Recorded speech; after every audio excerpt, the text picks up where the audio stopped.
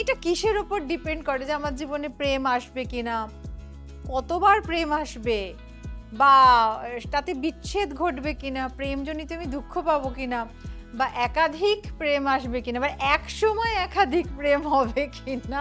তো সেগুলো প্রথমে বলো যে কিসের উপর ডিপেন্ড একদম। করে এটা? তার জীবনে কখনো কখনো প্রেম আসতে পারে, হুম, বা কারণ সকলের জীবনেই যে প্রেম আসবে এরকম কিন্তু কথা নেই। হুম, কারণ এমনও আমি দেখেছি যার জীবনে হয়তো প্রেম আসেই না, কারণ তার সেই সংযোগটাই নেই।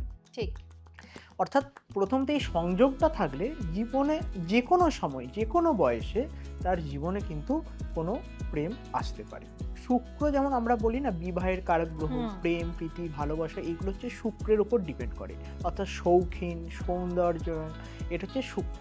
আর চন্দ্র হচ্ছে কি মন মানসিকতা, ভাবুকতা, রোমান্স, এটা হচ্ছে চন্দ্রের উপর ডিপেন্ড করে। শুক্র চন্দ্র যোগ যদি থাকে তাহলে কিন্তু তার এই ধরনের একটা সম্ভাবনা থাকে, বা